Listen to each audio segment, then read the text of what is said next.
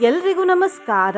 ಇಂತಹ ಶುಭ ಭಾನುವಾರ ವರ್ಷಕ್ಕೆ ಒಮ್ಮೆ ಮಾತ್ರ ಬರ್ತದೆ. ನಾನು ಯಾಕೆ ಹೀಗೆ ಹೇಳಿದ್ದಂದ್ರೆ, ಇವತ್ತು ಸಂಕ್ರಾಂತಿಯು ಸೂರ್ಯದೇವರ ದಿನವಾದ ಭಾನುವಾರದ ದಿನ ಬಂದಿದೆ. ಇವತ್ತು ಮೀನ ಸಂಕ್ರಾಂತಿ. ಮೀನ ಸಂಕ್ರಾಂತಿ ಅಂದರೆ ಸೂರ್ಯದೇವರು ಮೀನರಾಶಿಯನ್ನು ಪ್ರವೇಶಿಸುವ ದಿನ. ಈ ದಿನ ನಾವು ಶ್ರೀ ಸೂರ್ಯದೇವರ ಒಂದು ಶಕ್ತಿಶಾಲಿ ಮಂತ್ರವನ್ನು ಕೇಳುವ. ಯಾಕಂದ್ರೆ ಸಂಕ್ರಾಂತಿಯಂದು ಸೂರ್ಯದೇವರ ಮಂತ್ರಗಳನ್ನು ಕೇಳಬೇಕು. ಈ ಮಂತ್ರವನ್ನು ಸಾಕ್ಷಾತ್ ಬ್ರಹ್ಮದೇವರೇ ಹೇಳಿರುವುದು. ಇವತ್ತು ಈ ಮಂತ್ರವನ್ನು ಬೆಳಿಗ್ಗೆ ಮತ್ತು ಸಂಜೆ ತಲಾ 108 ಬಾರಿ ಕೇಳಿದ್ರೆ ಬದುಕಿನ ಕತ್ತಲೆ ಕಳೆದು ಬೆಳಕು ಬರುತ್ತದೆ. ನವಗ್ರಹ ದೋಷಗಳು ಉಪಶಮನಗೊಳ್ಳುತ್ತವೆ. ಭಕ್ತಿ ಮಾಡಲು ಮನಸ್ಸಾಗುತ್ತದೆ. ಸರಿಯಾದ ಸಮಯಕ್ಕೆ ಸರಿಯಾದ ನಿರ್ಧಾರ ತೆಗೆದುಕೊಳ್ಳುವ ಸದ್ಬುದ್ಧಿ ಬರುತ್ತದೆ. ಆರೋಗ್ಯದಲ್ಲಿ ಸುಧಾರಣೆ ಕಾಣಿಸುತ್ತದೆ. ಸೌಭಾಗ್ಯ ವೃದ್ಧಿಯಾಗುತ್ತದೆ ಮತ್ತು ಮಾನಸಿಕ ಶಾಂತಿಯೂ ಲಭಿಸುತ್ತದೆ.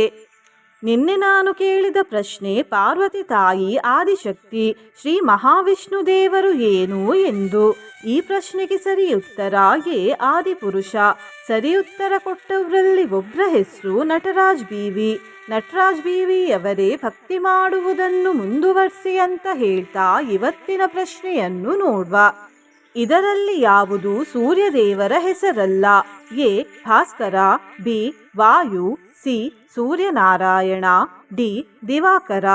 ಈ ಪ್ರಶ್ನೆಗೆ ಸರಿಯುತ್ತರ ಕೊಟ್ಟವರಲ್ಲಿ ಒಬ್ಬರ ಹೆಸರನ್ನು ನಾಳಿನ ವಿಡಿಯೋದಲ್ಲಿ ಹೇಳ್ತೇನೆ. ಬನ್ನಿ ಈಗ ಈ ಶಕ್ತಿಶಾಲಿ ಬ್ರಹ್ಮಪ್ರೋಕ್ತ ಆದಿತ್ಯ ಮಂತ್ರವನ್ನು 108 ಬಾರಿ ಭಕ್ತಿಯಿಂದ ಕೇಳುವ.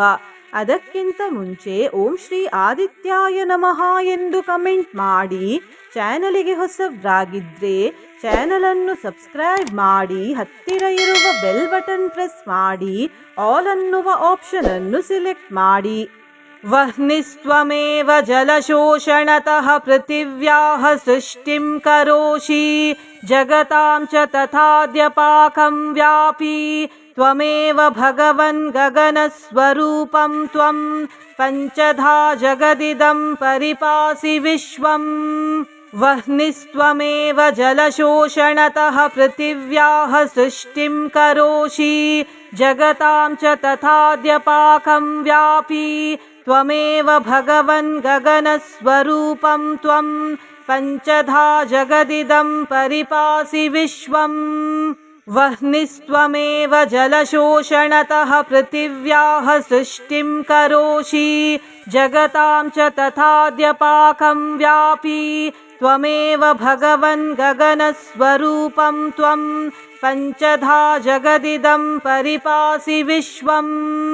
ವಹ್ನಿಸ್ತ್ವಮೇವ ಜಲಶೋಷಣತಃ ಪೃಥಿವ್ಯಾಃ ಸೃಷ್ಟಿಂ ಕರೋಷಿ ಜಗತಾಂ ಚ ತಥಾದ್ಯಪಾಕಂ ವ್ಯಾಪಿ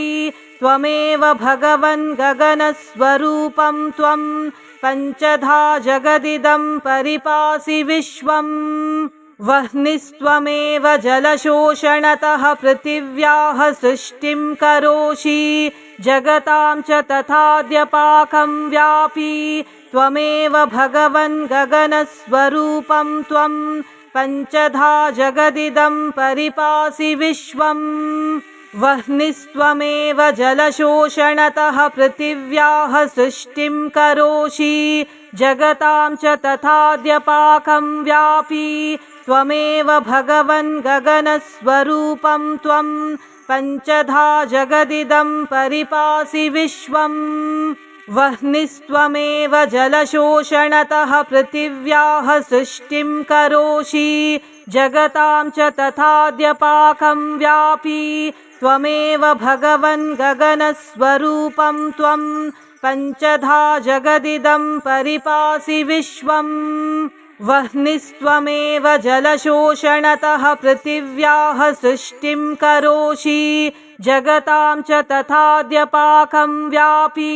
ತ್ವಮೇವ ಭಗವನ್ ಗಗನಸ್ವರೂಪಂ ತ್ವಂ ಪಂಚಧಾ ಜಗದಿದಂ ಪರಿಪಾಸಿ ವಿಶ್ವಂ. ವಹ್ನಿಸ್ತ್ವಮೇವ ಜಲಶೋಷಣತಃ ಪೃಥಿವ್ಯಾಃ ಸೃಷ್ಟಿಂ ಕರೋಷಿ ಜಗತಾಂ ಚ ತಥಾದ್ಯಪಾಕಂ ವ್ಯಾಪಿ ತ್ವಮೇವ ಭಗವನ್ ಗಗನಸ್ವರೂಪಂ ತ್ವಂ पञ्चधा जगदिदं परिपासि विश्वम् वह्निस्त्वमेव जलशोषणतः पृथिव्याः सृष्टिं करोषि जगतां च तथाद्यपाकं व्यापी त्वमेव भगवन् गगनस्वरूपं त्वं पञ्चधा जगदिदं परिपासि विश्वम् वह्निस्त्वमेव जलशोषणतः पृथिव्याः सृष्टिं करोषि जगतां च तथाद्यपाकं व्यापी त्वमेव भगवन् गगनस्वरूपं त्वं पञ्चधा जगदिदं परिपासि विश्वम् वह्निस्त्वमेव जलशोषणतः पृथिव्याः सृष्टिं करोषि जगतां च तथाद्यपाकं व्यापी त्वमेव भगवन् गगनस्वरूपं त्वं पञ्चधा जगदिदं परिपासि विश्वम् वह्निस्त्वमेव जलशोषणतः पृथिव्याः सृष्टिं करोषि जगतां च तथाद्यपाकं व्यापी त्वमेव भगवन् गगनस्वरूपं त्वं पञ्चधा जगदिदं परिपासि विश्वम् वह्निस्त्वमेव जलशोषणतः पृथिव्याः सृष्टिं करोषि जगतां च तथाद्यपाकं व्यापी त्वमेव भगवन् गगनस्वरूपं त्वं पञ्चधा जगदिदं परिपासि विश्वम् वह्निस्त्वमेव जलशोषणतः पृथिव्याः सृष्टिं करोषि जगतां च तथाद्यपाकं व्यापी त्वमेव भगवन् गगनस्वरूपं त्वं पञ्चधा जगदिदं परिपासि विश्वम् वह्निस्त्वमेव जलशोषणतः पृथिव्याः सृष्टिं करोषि जगतां च तथाद्यपाकं व्यापी त्वमेव भगवन् गगनस्वरूपं त्वं पञ्चधा जगदिदं परिपासि विश्वम् वह्निस्त्वमेव जलशोषणतः पृथिव्याः सृष्टिं करोषि जगतां च तथाद्यपाकं व्यापी त्वमेव भगवन् गगनस्वरूपं त्वं पञ्चधा जगदिदं परिपासि विश्वम् वह्निस्त्वमेव जलशोषणतः पृथिव्याः सृष्टिं करोषि जगतां च तथाद्यपाकं व्यापी त्वमेव भगवन् गगनस्वरूपं त्वं पञ्चधा जगदिदं परिपासि विश्वम् वह्निस्त्वमेव जलशोषणतः पृथिव्याः सृष्टिं करोषि जगतां च तथाद्यपाकं व्यापी त्वमेव भगवन् गगनस्वरूपं त्वं पञ्चधा जगदिदं परिपासि विश्वम् वह्निस्त्वमेव जलशोषणतः पृथिव्याः सृष्टिं करोषि जगतां च तथाद्यपाकं व्यापी त्वमेव भगवन् गगनस्वरूपं त्वं पञ्चधा जगदिदं परिपासि विश्वम् वह्निस्त्वमेव जलशोषणतः पृथिव्याः सृष्टिं करोषि जगतां च तथाद्यपाकं व्यापी त्वमेव भगवन् गगनस्वरूपं त्वं पञ्चधा जगदिदं परिपासि विश्वम् वह्निस्त्वमेव जलशोषणतः पृथिव्याः सृष्टिं करोषि जगतां च तथाद्यपाकं व्यापी त्वमेव भगवन् गगनस्वरूपं त्वं पञ्चधा जगदिदं परिपासि विश्वम् वह्निस्त्वमेव जलशोषणतः पृथिव्याः सृष्टिं करोषि जगतां च तथाद्यपाकं व्यापी त्वमेव भगवन् गगनस्वरूपं त्वं पञ्चधा जगदिदं परिपासि विश्वम् वह्निस्त्वमेव जलशोषणतः पृथिव्याः सृष्टिं करोषि जगतां च तथाद्यपाकं व्यापी त्वमेव भगवन् गगनस्वरूपं त्वं पञ्चधा जगदिदं परिपासि विश्वम् वह्निस्त्वमेव जलशोषणतः पृथिव्याः सृष्टिं करोषि जगतां च तथाद्यपाकं व्यापी त्वमेव भगवन् गगनस्वरूपं त्वं पञ्चधा जगदिदं परिपासि विश्वम् वह्निस्त्वमेव जलशोषणतः पृथिव्याः सृष्टिं करोषि जगतां च तथाद्यपाकं व्यापी त्वमेव भगवन् गगनस्वरूपं त्वं पञ्चधा जगदिदं परिपासि विश्वम् वह्निस्त्वमेव जलशोषणतः पृथिव्याः सृष्टिं करोषि जगतां च तथाद्यपाकं व्यापी त्वमेव भगवन् गगनस्वरूपं त्वं पञ्चधा जगदिदं परिपासि विश्वम् वह्निस्त्वमेव जलशोषणतः पृथिव्याः सृष्टिं करोषि जगतां च तथाद्यपाकं व्यापी त्वमेव भगवन् गगनस्वरूपं त्वं पञ्चधा जगदिदं परिपासि विश्वम् वह्निस्त्वमेव जलशोषणतः पृथिव्याः सृष्टिं करोषि जगतां च तथाद्यपाकं व्यापी त्वमेव भगवन् गगनस्वरूपं त्वं पञ्चधा जगदिदं परिपासि विश्वम् वह्निस्त्वमेव जलशोषणतः पृथिव्याः सृष्टिं करोषि जगतां च तथाद्यपाकं व्यापी त्वमेव भगवन् गगनस्वरूपं त्वं पञ्चधा जगदिदं परिपासि विश्वम् वह्निस्त्वमेव जलशोषणतः पृथिव्याः सृष्टिं करोषि जगतां च तथाद्यपाकं व्यापी त्वमेव भगवन् गगनस्वरूपं त्वं पञ्चधा जगदिदं परिपासि विश्वम् वह्निस्त्वमेव जलशोषणतः पृथिव्याः सृष्टिं करोषि जगतां च तथाद्यपाकं व्यापी त्वमेव भगवन् गगनस्वरूपं त्वं पञ्चधा जगदिदं परिपासि विश्वम् वह्निस्त्वमेव जलशोषणतः पृथिव्याः सृष्टिं करोषि जगतां च तथाद्यपाकं व्यापी त्वमेव भगवन् गगनस्वरूपं त्वं पञ्चधा जगदिदं परिपासि विश्वम् वह्निस्त्वमेव जलशोषणतः पृथिव्याः सृष्टिं करोषि जगतां च तथाद्यपाकं व्यापी त्वमेव भगवन् गगनस्वरूपं त्वं पञ्चधा जगदिदं परिपासि विश्वम् वह्निस्त्वमेव जलशोषणतः पृथिव्याः सृष्टिं करोषि जगतां च तथाद्यपाकं व्यापी त्वमेव भगवन् गगनस्वरूपं त्वं पञ्चधा जगदिदं परिपासि विश्वम् वह्निस्त्वमेव जलशोषणतः पृथिव्याः सृष्टिं करोषि जगतां च तथाद्यपाकं व्यापी त्वमेव भगवन् गगनस्वरूपं त्वं पञ्चधा जगदिदं परिपासि विश्वम्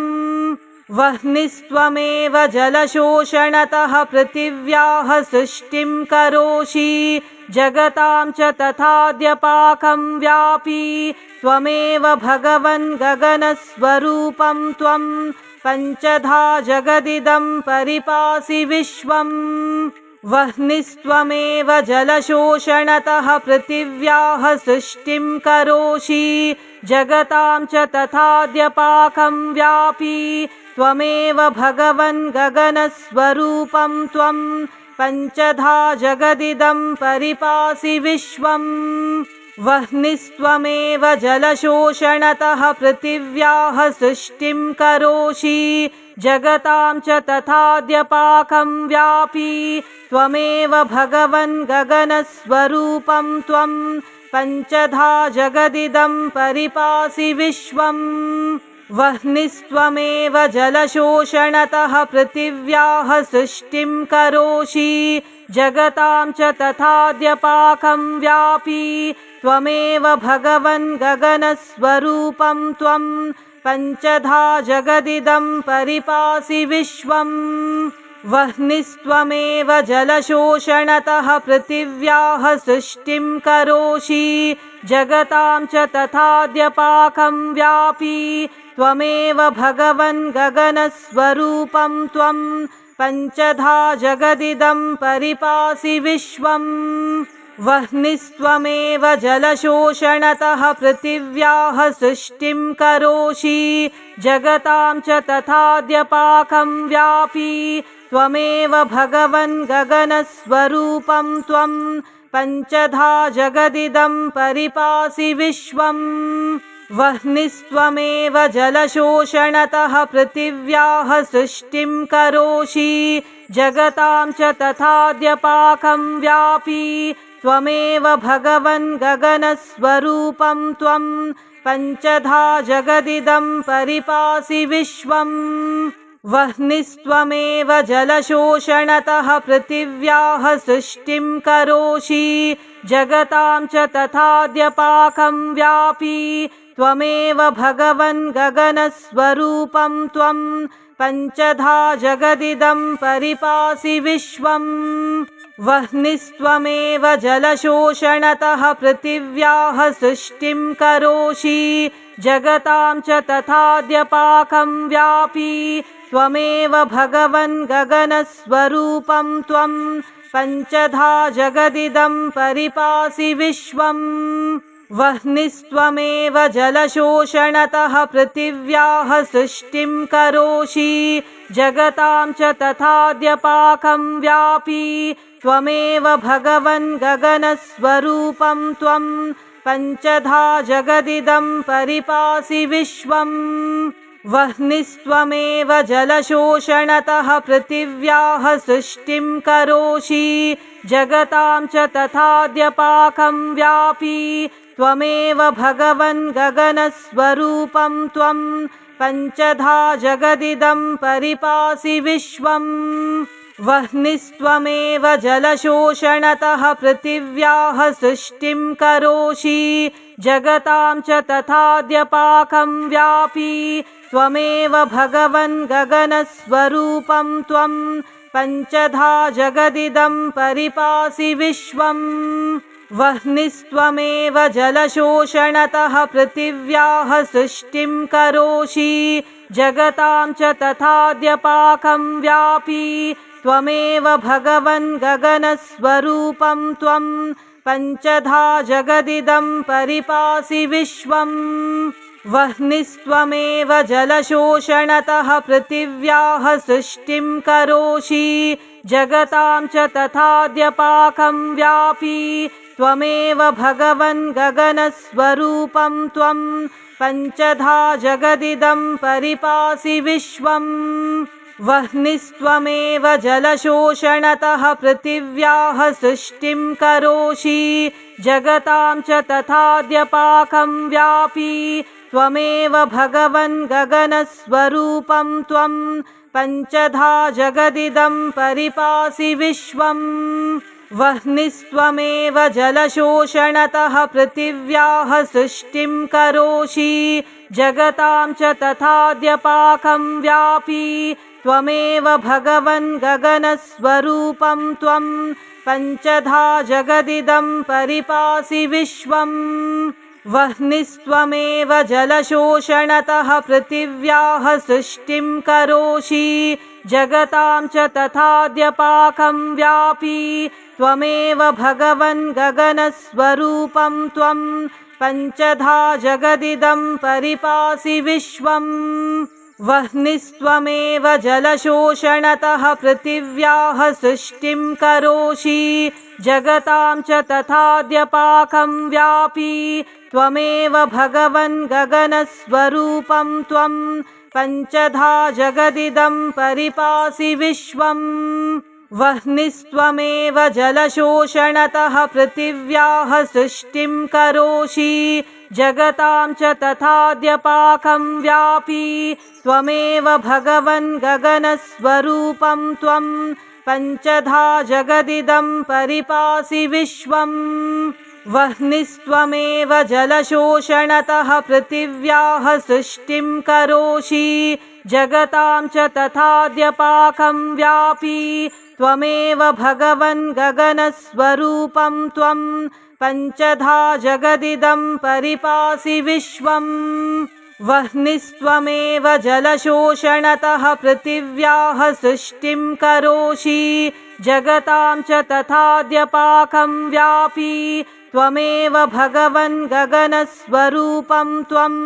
पञ्चधा जगदिदं परिपासि विश्वम् वह्निस्त्वमेव जलशोषणतः पृथिव्याः सृष्टिं करोषि जगतां च तथाद्यपाकं व्यापी त्वमेव भगवन् गगनस्वरूपं त्वं पञ्चधा जगदिदं परिपासि विश्वम्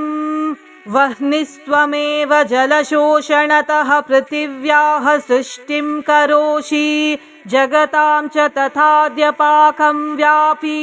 त्वमेव भगवन् गगनस्वरूपं त्वं पञ्चधा जगदिदं परिपासि विश्वम् वह्निस्त्वमेव जलशोषणतः पृथिव्याः सृष्टिं करोषि जगतां च तथाद्यपाकं व्यापी त्वमेव भगवन् गगनस्वरूपं त्वं पञ्चधा जगदिदं परिपासि विश्वम् वह्निस्त्वमेव जलशोषणतः पृथिव्याः सृष्टिं करोषि जगतां च तथाद्यपाकं व्यापी त्वमेव भगवन् गगनस्वरूपं त्वं पञ्चधा जगदिदं परिपासि विश्वम् वह्निस्त्वमेव जलशोषणतः पृथिव्याः सृष्टिं करोषि जगतां च तथाद्यपाकं व्यापी त्वमेव भगवन् गगनस्वरूपं त्वं पञ्चधा जगदिदं परिपासि विश्वम् वह्निस्त्वमेव जलशोषणतः पृथिव्याः सृष्टिं करोषि जगतां च तथाद्यपाकं व्यापी त्वमेव भगवन् गगनस्वरूपं त्वं पञ्चधा जगदिदं परिपासि विश्वम् वह्निस्त्वमेव जलशोषणतः पृथिव्याः सृष्टिं करोषि जगतां च तथाद्यपाकं व्यापी त्वमेव भगवन् गगनस्वरूपं त्वं पञ्चधा जगदिदं परिपासि विश्वम् वह्निस्त्वमेव जलशोषणतः पृथिव्याः सृष्टिं करोषि जगतां च तथाद्यपाकं व्यापी त्वमेव भगवन् गगनस्वरूपं त्वं पञ्चधा जगदिदं परिपासि विश्वम् वह्निस्त्वमेव जलशोषणतः पृथिव्याः सृष्टिं करोषि जगतां च तथाद्यपाकं व्यापी त्वमेव भगवन् गगनस्वरूपं त्वं पञ्चधा जगदिदं परिपासि विश्वम् वह्निस्त्वमेव जलशोषणतः पृथिव्याः सृष्टिं करोषि जगतां च तथाद्यपाकं व्यापी त्वमेव भगवन् गगनस्वरूपं त्वं पञ्चधा जगदिदं परिपासि विश्वम् वह्निस्त्वमेव जलशोषणतः पृथिव्याः सृष्टिं करोषि जगतां च तथाद्यपाकं व्यापी त्वमेव भगवन् गगनस्वरूपं त्वं पञ्चधा जगदिदं परिपासि विश्वम् वह्निस्त्वमेव जलशोषणतः पृथिव्याः सृष्टिं करोषि जगतां च तथाद्यपाकं व्यापी त्वमेव भगवन् गगनस्वरूपं त्वं पञ्चधा जगदिदं परिपासि विश्वम् वह्निस्त्वमेव जलशोषणतः पृथिव्याः सृष्टिं करोषि जगतां च तथाद्यपाकं व्यापी त्वमेव भगवन् गगनस्वरूपं त्वं पञ्चधा जगदिदं परिपासि विश्वम् वह्निस्त्वमेव जलशोषणतः पृथिव्याः सृष्टिं करोषि जगतां च तथाद्यपाकं व्यापी त्वमेव भगवन् गगनस्वरूपं त्वं पञ्चधा जगदिदं परिपासि विश्वम् वह्निस्त्वमेव जलशोषणतः पृथिव्याः सृष्टिं करोषि जगतां च तथाद्यपाकं व्यापी त्वमेव भगवन् गगनस्वरूपं त्वं पञ्चधा जगदिदं परिपासि विश्वम् वह्निस्त्वमेव जलशोषणतः पृथिव्याः सृष्टिं करोषि जगतां च तथाद्यपाकं व्यापी त्वमेव भगवन् गगनस्वरूपं त्वं पञ्चधा जगदिदं परिपासि विश्वम् वह्निस्त्वमेव जलशोषणतः पृथिव्याः सृष्टिं करोषि जगतां च तथाद्यपाकं व्यापी त्वमेव भगवन् गगनस्वरूपं त्वं पञ्चधा जगदिदं परिपासि विश्वम् वह्निस्त्वमेव जलशोषणतः पृथिव्याः सृष्टिं करोषि जगतां च तथाद्यपाकं व्यापी त्वमेव भगवन् गगनस्वरूपं त्वं पञ्चधा जगदिदं परिपासि विश्वम् वह्निस्त्वमेव जलशोषणतः पृथिव्याः सृष्टिं करोषि जगतां च तथाद्यपाकं व्यापी त्वमेव भगवन् गगनस्वरूपं त्वं पञ्चधा जगदिदं परिपासि विश्वम् वह्निस्त्वमेव जलशोषणतः पृथिव्याः सृष्टिं करोषि जगतां च तथाद्यपाकं व्यापी त्वमेव भगवन् गगनस्वरूपं त्वं पञ्चधा जगदिदं परिपासि विश्वम् वह्निस्त्वमेव जलशोषणतः पृथिव्याः सृष्टिं करोषि जगतां च तथाद्यपाकं व्यापी त्वमेव भगवन् गगनस्वरूपं त्वं पञ्चधा जगदिदं परिपासि विश्वम् वह्निस्त्वमेव जलशोषणतः पृथिव्याः सृष्टिं करोषि जगतां च तथाद्यपाकं व्यापी त्वमेव भगवन् गगनस्वरूपं त्वं पञ्चधा जगदिदं परिपासि विश्वम् वह्निस्त्वमेव जलशोषणतः पृथिव्याः सृष्टिं करोषि जगतां च तथाद्यपाकं व्यापी त्वमेव भगवन् गगनस्वरूपं त्वं पञ्चधा जगदिदं परिपासि विश्वम् वह्निस्त्वमेव जलशोषणतः पृथिव्याः सृष्टिं करोषि जगतां च तथाद्यपाकं व्यापी त्वमेव भगवन् गगनस्वरूपं त्वं पञ्चधा जगदिदं परिपासि विश्वम् वह्निस्त्वमेव जलशोषणतः पृथिव्याः सृष्टिं करोषि जगतां च तथाद्यपाकं व्यापी त्वमेव भगवन् गगनस्वरूपं त्वं पञ्चधा जगदिदं परिपासि विश्वम् वह्निस्त्वमेव जलशोषणतः पृथिव्याः सृष्टिं करोषि जगतां च तथाद्यपाकं व्यापी त्वमेव भगवन् गगनस्वरूपं त्वं पञ्चधा जगदिदं परिपासि विश्वम् वह्निस्त्वमेव जलशोषणतः पृथिव्याः सृष्टिं करोषि जगतां च तथाद्यपाकं व्यापी त्वमेव भगवन् गगनस्वरूपं त्वं पञ्चधा जगदिदं परिपासि विश्वम् वह्निस्त्वमेव जलशोषणतः पृथिव्याः सृष्टिं करोषि जगतां च तथाद्यपाकं व्यापी त्वमेव भगवन् गगनस्वरूपं त्वं पञ्चधा जगदिदं परिपासि विश्वम् वह्निस्त्वमेव जलशोषणतः पृथिव्याः सृष्टिं करोषि जगतां च तथाद्यपाकं व्यापी त्वमेव भगवन् गगनस्वरूपं त्वं पञ्चधा जगदिदं परिपासि विश्वम् वह्निस्त्वमेव जलशोषणतः पृथिव्याः सृष्टिं करोषि जगतां च तथाद्यपाकं व्यापी त्वमेव भगवन् गगनस्वरूपं त्वं पञ्चधा जगदिदं परिपासि विश्वम् वह्निस्त्वमेव जलशोषणतः पृथिव्याः सृष्टिं करोषि जगतां च तथाद्यपाकं व्यापी त्वमेव भगवन् गगनस्वरूपं त्वं पञ्चधा जगदिदं परिपासि विश्वम् वह्निस्त्वमेव जलशोषणतः पृथिव्याः सृष्टिं करोषि जगतां च तथाद्यपाकं व्यापी त्वमेव भगवन् गगनस्वरूपं त्वं पञ्चधा जगदिदं परिपासि विश्वम्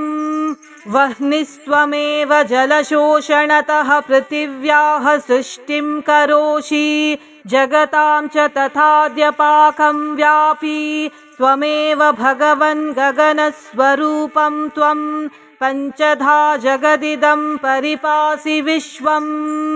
वह्निस्त्वमेव जलशोषणतः पृथिव्याः सृष्टिं करोषि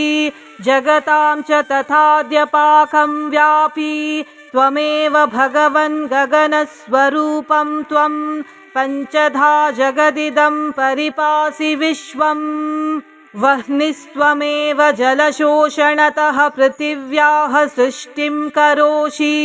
जगतां च तथाद्यपाकं व्यापी त्वमेव भगवन् गगनस्वरूपं त्वं पञ्चधा जगदिदं परिपासि विश्वम् वह्निस्त्वमेव जलशोषणतः पृथिव्याः सृष्टिं करोषि जगतां च तथाद्यपाकं व्यापी त्वमेव भगवन् गगनस्वरूपं त्वं पञ्चधा जगदिदं परिपासि विश्वम्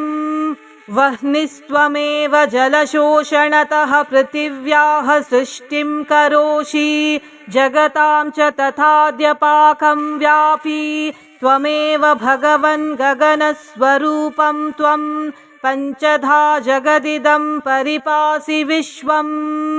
वह्निस्त्वमेव जलशोषणतः पृथिव्याः सृष्टिं करोषि जगतां च तथाद्यपाकं व्यापी त्वमेव भगवन् गगनस्वरूपं त्वं पञ्चधा जगदिदं परिपासि विश्वम् वह्निस्त्वमेव जलशोषणतः पृथिव्याः सृष्टिं करोषि जगतां च तथाद्यपाकं व्यापी त्वमेव भगवन् गगनस्वरूपं त्वं पञ्चधा जगदिदं परिपासि विश्वम् वह्निस्त्वमेव जलशोषणतः पृथिव्याः सृष्टिं करोषि जगतां च तथाद्यपाकं व्यापी त्वमेव भगवन् गगनस्वरूपं त्वं पञ्चधा जगदिदं परिपासि विश्वम् वह्निस्त्वमेव जलशोषणतः पृथिव्याः सृष्टिं करोषि जगतां च तथाद्यपाकं व्यापी त्वमेव भगवन् गगनस्वरूपं त्वं पञ्चधा जगदिदं परिपासि विश्वम् वह्निस्त्वमेव जलशोषणतः पृथिव्याः सृष्टिं करोषि जगतां च तथाद्यपाकं व्यापी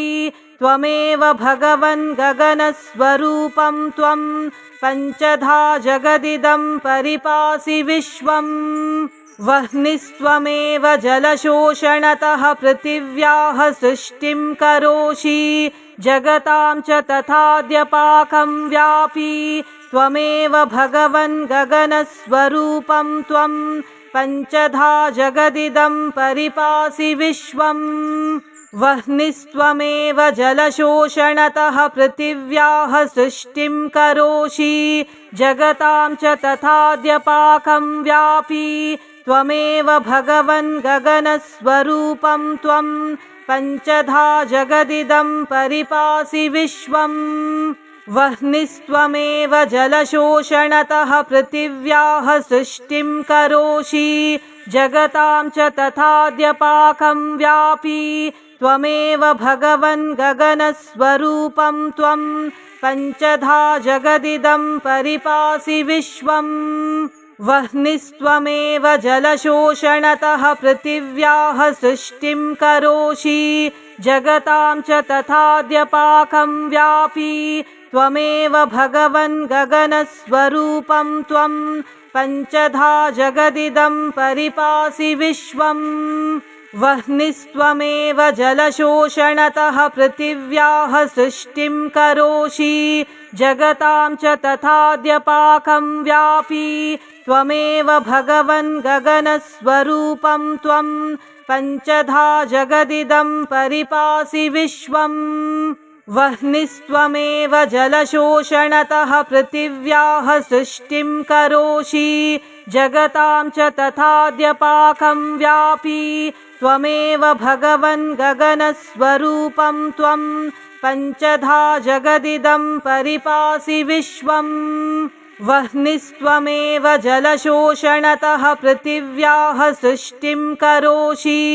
जगतां च तथाद्यपाकं व्यापी त्वमेव भगवन् गगनस्वरूपं त्वं पञ्चधा जगदिदं परिपासि विश्वम् वह्निस्त्वमेव जलशोषणतः पृथिव्याः सृष्टिं करोषि जगतां च तथाद्यपाकं व्यापी त्वमेव भगवन् गगनस्वरूपं त्वं